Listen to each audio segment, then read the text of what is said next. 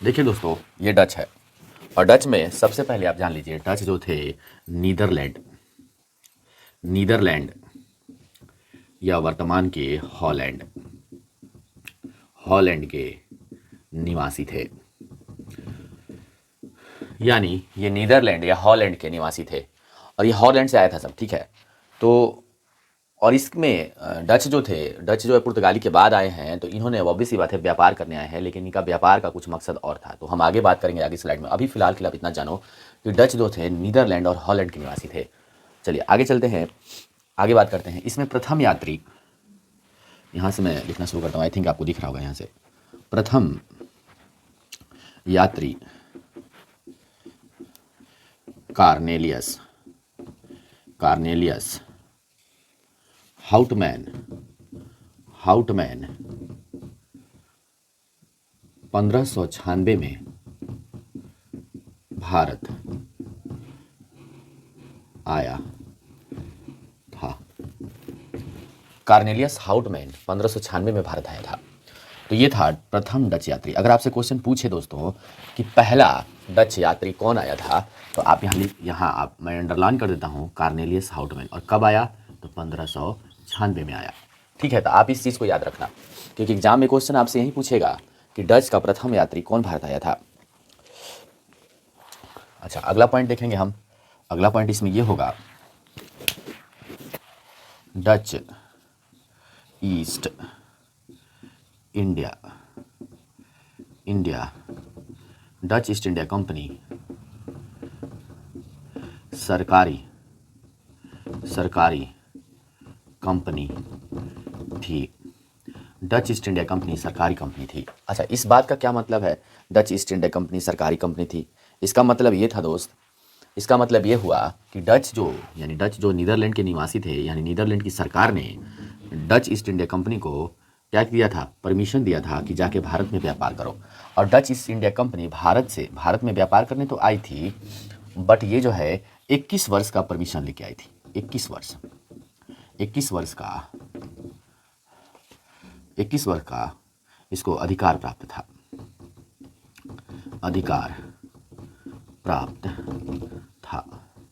यानी नीदरलैंड सरकार ने इसे 21 वर्ष का अधिकार दिया था कि जाके आप भारत के साथ व्यापार करो। तो ये था डच ईस्ट इंडिया कंपनी। ठीक है, आगे चलते हैं। आगे हम बात करेंगे कि डचों ने कहाँ कहाँ पे फैक्ट्री लगाया। तो इसका बात कर लेते हैं। यहाँ तक आपने समझ गए होंगे।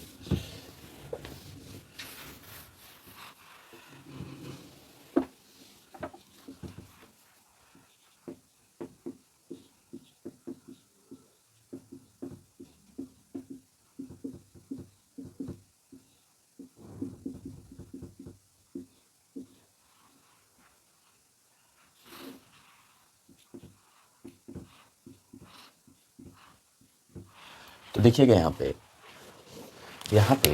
डचों द्वारा स्थापित फैक्ट्री में आप देखेंगे कि डचों ने सबसे पहले फैक्ट्री 1605 में एक फैक्ट्री लगाया है, जो है मसूलीपट्टनम। तो पहला हम यहाँ लगाएंगे 1605 में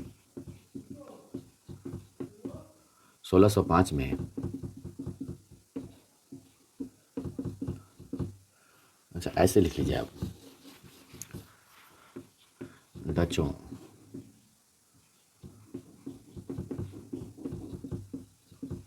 प्रथम फैक्ट्री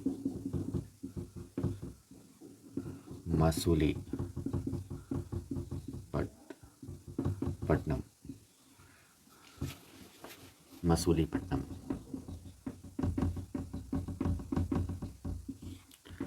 मसूलीपट्टनम कहाँ है दोस्तों?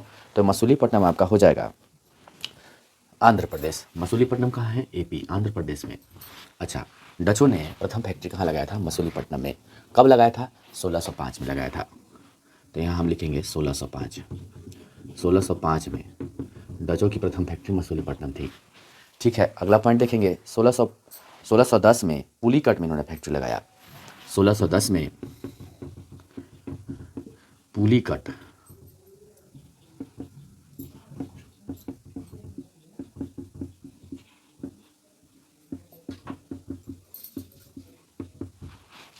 1610 में पुलिकट में फैक्ट्री लगाया।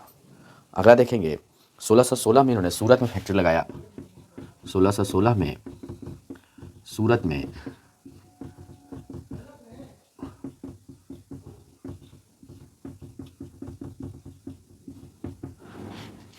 1616 में सूरत में फैक्ट्री लगाया।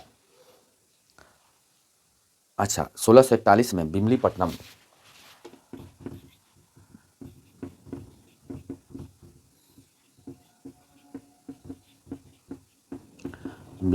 में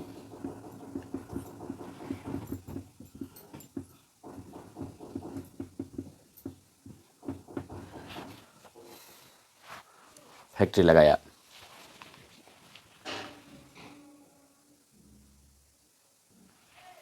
1627 में पीपली वेस्ट बंगाल में फैक्ट्री लगाया। अच्छा, यहाँ पे एक नोट लिख लीजिएगा, बंगाल का यह प्रथम फैक्ट्री था, यानी डचों का बंगाल का प्रथम फैक्ट्री था। ठीक है, आगे चलते हैं। आगे हमने पीपली देख लिया, अब आगे बढ़ते हैं। आगे 1658 में उन्होंने बहुत जगह फैक्ट्री लगाई थी, तो हम यहाँ देखते हैं कि 1658 में उन्होंने कहाँ कहाँ लगाया था। तो आई थिंक आप ये नोट कर लिए होंगे, या मैं 1658 यहाँ लिख देता हूँ। 1658 में 4 जगह फैक्ट्री लगाया था, उसको हम देख लेते हैं। पहला उनका है कासिम बाजार में लगाया, फिर पटना में लगाया। कासिम बाजार है, पटना लगाया। पटना के बाद उन्होंने बालसोरा में लगाया, और बालसोरा के बाद नागपट्टनम में लगाया। नागपट्टनम में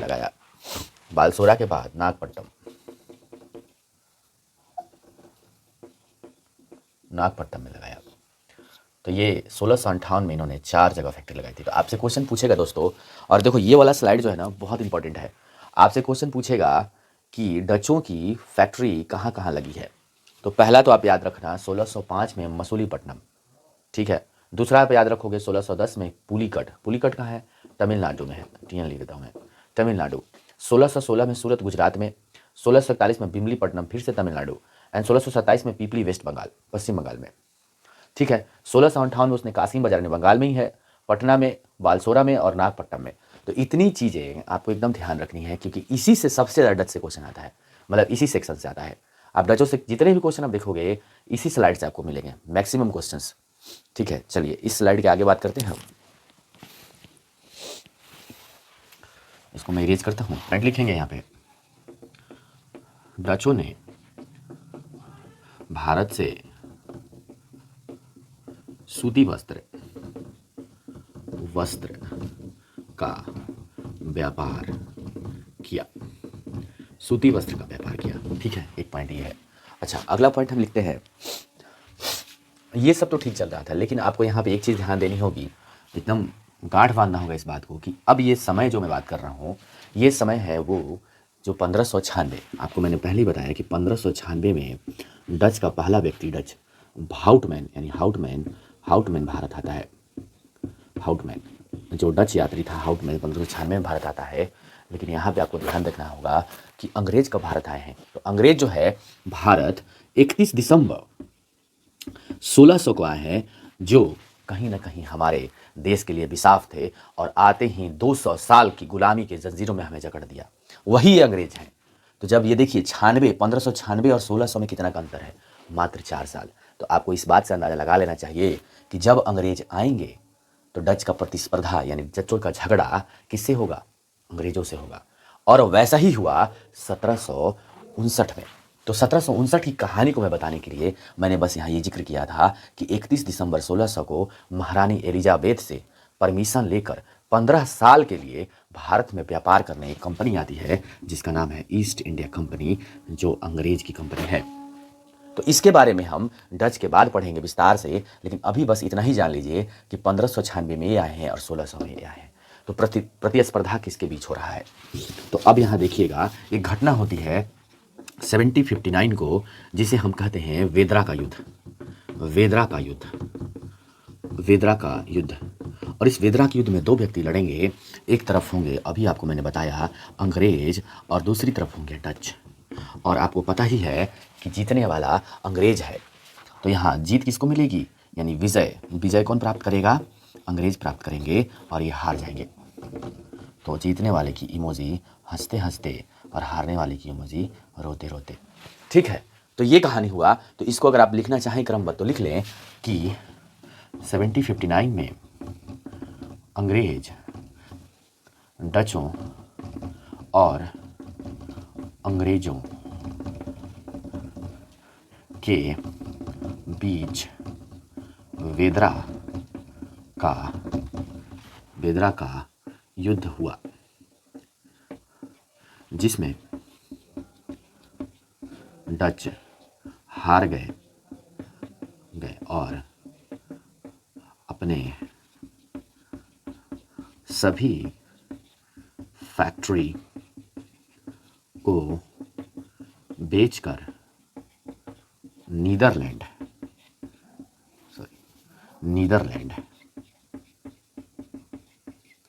वापस चले गए।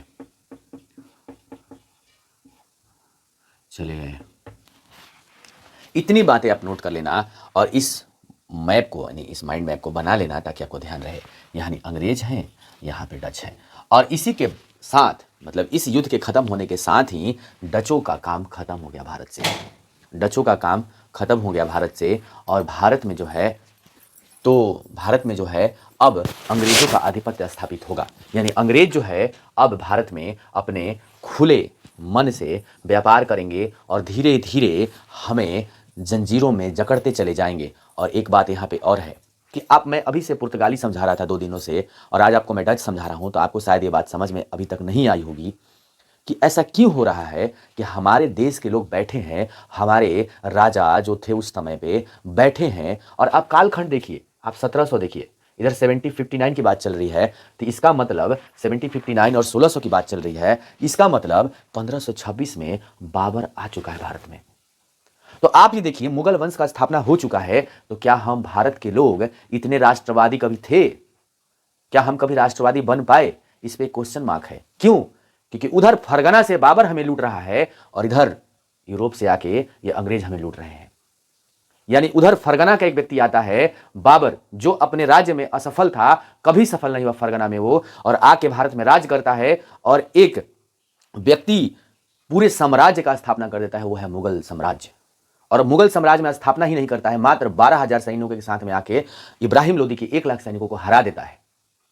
और इधर हमें 1759 आप देख रहे हैं, 1556 देख रहे हैं, 1498 देख रहे हैं, इधर ये लोग आ रहे हैं।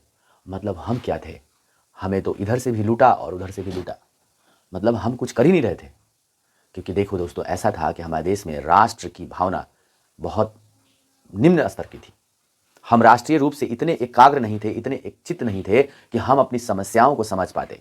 हम बस इतना जानते थे, रोटी, कपड़ा और मकान। क्योंकि हाँ, उस समय की परिस्थितियां भी कुछ ऐसी रही होंगी, मैं उस पर टिक्का टिप्पणी नहीं कर सकता क्योंकि परिस्थितियां बहुत अलग तरह की होती हैं। लेकिन हाँ, ये तो हम समझ ही सकते थे कि अगर दूसरा देश का कोई व्यक्ति आके हमारे देश में राज कर रहा है तो किसी भी रूप में सही नहीं है। तो ये चीजें हम समझ सकते थे, बट हम नहीं कर पाए। तो चलिए, बहरहाल जो हुआ सो हुआ, बट अब तो ऐसी स्थिति नहीं है। अब तो घर में घुस के भी हम मारते हैं, कोई दिक्कत वाली बात नहीं।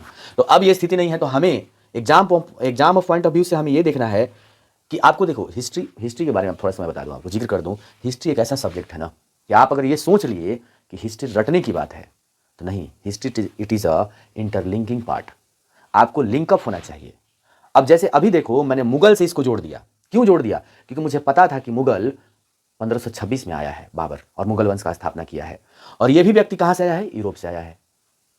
तो कहने का मतलब है कि हिस्ट्री को आप इस तरह से पढ़ेंगे एज अ कि थ्योरी पढ़ लिया, फिर प्रैक्टिकल कर लिया, फिर प्रैक्टिकल करके फिर क्वेश्चन लगा लिया। नहीं नहीं नहीं नहीं, हिस्ट्री है कहानी, समग्र, इंटीग्रेटेड चाहिए वो। आपके लिए ये लग रहा होगा कि आधुनिक, मध्यकालीन, प्राचीन, पढ़ने वालों को ऐसा ही लगता है कि भाई आधुनिक अलग बात कह रहा होगा, प्राचीन अलग बात कह रहा होगा। नहीं नहीं नहीं सर, ऐसा नहीं है। देखो, हिस्ट्री एक शुरुआत हुई, हिस्ट्री तो सब है ना। जो आपने पीछे छोड़ा होगा, कल कुछ किया होगा आपने, तो वो भी 10 साल बाद हिस्ट्री तो बन जाएगा।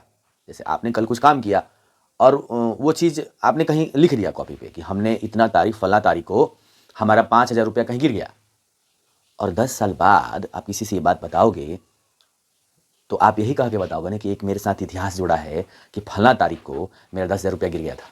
है तो आपकी हिस्ट्री ही तो है।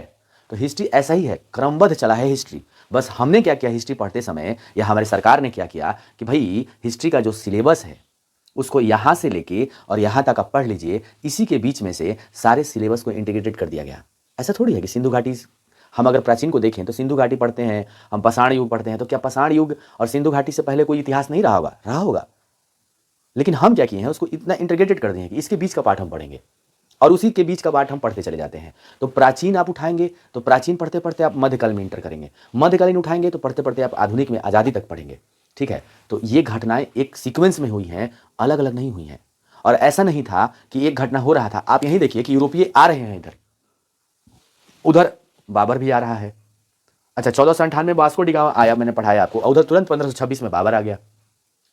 तो ये मध्यकालीन में हो रहा है, 1526 में बाबर मध्यकालीन में आया है, हम आगे थोड़ा बढ़ गए तो आधुनिक हो गया, वो मध्यकालीन है। तो यही अंतर है। तो आपको हिस्ट्री पढ़ते समय ये ध्यान देना होगा कि हमें हॉलिस्टिक अप्रोच होना चाहिए, मतलब हम चीज़ों को कनेक्ट करना कैसे सीखेंगे। जब कनेक्ट कर लेंगे आप तो क्वेश्चन जल्दी नहीं भूलेंगे आप। मुझे पता है कि आप डेट भूल जाएंगे, डेट मैटर नहीं करता है, लेकिन आपको कहानी पता होगा ना तो एलिमिनेट कर लेंगे आप। अब कैसे एलिमिनेट करेंगे उसका भी टेक्निक मैं सिखाऊंगा आपको। वीडियो लंबा हो जाएगा, मैं अगले वीडियो में इसका टेक्निक सिखाऊंगा कि आप क्वेश्चन को कैसे एलिमिनेट कर सकते हैं। क्वेश्चन नहीं आ रहा है तो उसको भी आप कैसे टैकल कर सकते हैं। एटलीस्ट 2 ऑप्शन तो आप निकाल ही सकते हैं, किसी भी सूरत में 2 ऑप्शन निकाल सकते हैं। 2 ऑप्शन के साथ आप 50-50 का गेम है, सही भी हो सकता है गलत भी हो सकता है, लेकिन 4 में से 2 निकाल लेंगे आप अगर थोड़ा सा स्मार्ट अप्रोच अपनाएंगे। तो देखो स्मार्ट होना बहुत ज़रूरी है। आप जीएस में आप एकदम ये मान के चल लो कि आप सब कुछ नहीं पढ़ सकते। ऐसा क्या, मैं पढ़ा रहा हूँ तो आपको क्या लग रहा है कि मुझे सब कुछ पता है क्या? नहीं, किसी को कुछ सब कुछ नहीं पता है भाई। जीएस तो अनलिमिटेड है, अतः समुंदर है। अच्छा, अब जो साइंटिस्ट है, आप मिलेंगे साइंटिस्ट है, वो भी कुछ आपको अंतरिक्ष के बारे में बताएगा तो आप कहेंगे हाँ अच्छा ऐसा है क्या, क्योंकि वो उस फील्ड का आदमी है तो उस ज़्यादा जानता है मेरे से। हम लोग के बारे में, हम लोग जो है साइंटिस्ट के बारे में कितना जानते हैं, मतलब अंतरिक्ष के बारे में कितना जानते हैं, जितना वैज्ञानिक ने बताया है, इसके आगे तो हम नहीं जानते हैं। हो सकता है ऐसी कुछ बातें वो जानता होगा जो हम जानते ही नहीं है। तो जीएस का कोई अंत ही नहीं है। हाँ, हमें इसमें ये करना है कि हमको जितना आ रहा है उसमें से कैसे कितना निकाल सकते हैं। ठीक है, तो बहुत ज़्यादा लेक्चर हो रहा है, तो इसको आप एक बार रिवीजन कीजिए और पुर्तगाली वाला वीडियो भी देख लीजिएगा और हम आगे बात करते हैं अंग्रेज के लिए। Thank you.